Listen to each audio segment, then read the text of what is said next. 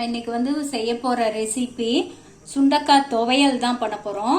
சுண்டக்காய் துவையல் செய்யறதுக்கு ஃபியூ இன்கிரீடியன்ஸ் தான் தேவை. சுண்டக்காய் வந்து உடம்புக்கு ரொம்ப நல்லது. ஸோ அதுக்கு வந்து முதல்ல நம்ம நல்லெண்ணெய் ஊற்றிக்கிறோம். அடுப்பில் 2 ஸ்பூன் நல்லெண்ணெய் ஊற்றிக்கிறேன். தேவையான பொருட்கள் வந்து ரொம்ப சிம்பிள் தான். சுண்டைக்காயை நான் ஏற்கனவே உங்களுக்கு கூட்டுக்கு சொல்லியிருப்பேன். அந்த மாதிரி சுண்டைக்காயை நம்ம நச்சு வச்சுருக்கோம். இடிக்கல்ல போட்டு இடித்து வச்சுருக்கோம். ஜீரகம் தேவைப்படும் தாளிக்கிறதுக்கு. ஸோ முதல்ல ஜீரகம் போட்டுக்கிறோம் எண்ணெயில். போட்டுட்டு இப்போ சின்ன வெங்காயம் ஒரு 10 நறுக்கி வச்சுருக்கேன். உரிச்சிட்டு அப்படியே முழுசாக 1-2 சும்மா 2 தான் நறுக்கி வச்சுருக்கேன். அதை போட்டுக்கிறோம். அதோட வரமிளகா, நான் என் மிளகா ரொம்ப உரப்பாக இருக்கிறதுனால ஒரு 3 வரமிளகா, 10 பல் பூண்டு. அதோட முதலையே நம்ம இந்த சுண்டைக்காயையும் அதிலே போட்டுருவோம். போட்டு நல்லா வதக்கணும்.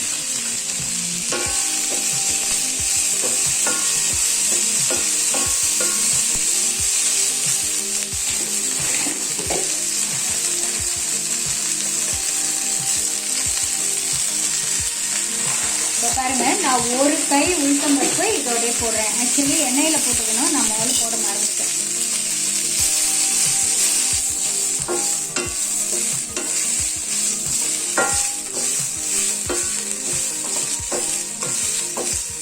சுண்டைக்காய் வந்து கொஞ்சம் நல்லா வதங்கணும் எண்ணெயிலே. அப்போதான் கசப்பு இல்லாமல் நல்லா இருக்கும் வாசமா.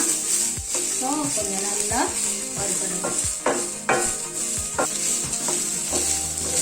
பார்த்தீங்கன்னாலே தெரியும். இங்கே பாருங்க, உளுத்தம் பருப்புலாம் அப்புறம் தான் போட்டோம். நல்லா செவக்க வருந்துருச்சு. வரமிளகா 5 கூட போடலாம். என் மிளகா வந்து ரொம்ப உரப்பா இருக்கிறதுனால நான் 3 தான் போட்டிருக்கேன்.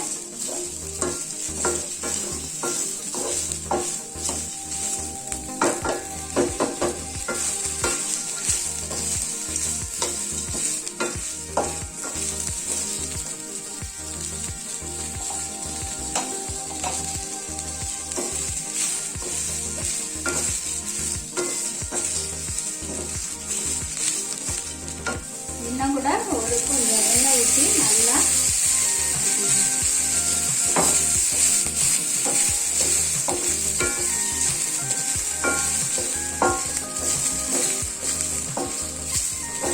எல்லாம் வதங்கிடுச்சு. இப்போ அதிலே பெருங்காயத்தூள் போட்டுட்டு 2 தக்காளி போட்டு நல்லா வதங்கணும். துவையல் வந்து சாதத்தில் போட்டு சாப்பிட ரொம்ப டேஸ்டாக இருக்கும். செஞ்சு போட்டு சாப்பிட்டாங்க. இது வந்து வயிற்று புண்ணெல்லாம் ஆகும். கசப்பு பொருளும் நம்ம அடிக்கடி உடம்புல சேர்த்துக்கணும். கசப்பு பொருள் நம்ம அடிக்கடி உடம்பு சேர்த்துக்கிட்டா தான் உடம்புக்கு நல்லது. ஸோ சுண்டைக்காயெல்லாம் கிடைக்கும்போது வாங்கி செஞ்சு சாப்பிடணும். நல்லா வதங்கிடுச்சு, நல்லா வறுப்பட்டுருச்சு. இப்போ இதை ஆற விட்டுட்டு அரைக்கணும். இதிலே உப்பும் போட்டுருங்க.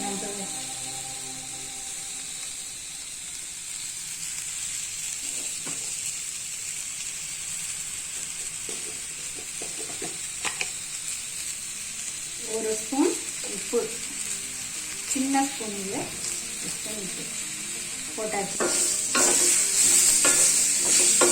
எல்லாமே போட்டாச்சு. இப்போ இது வதங்கிடுச்சு.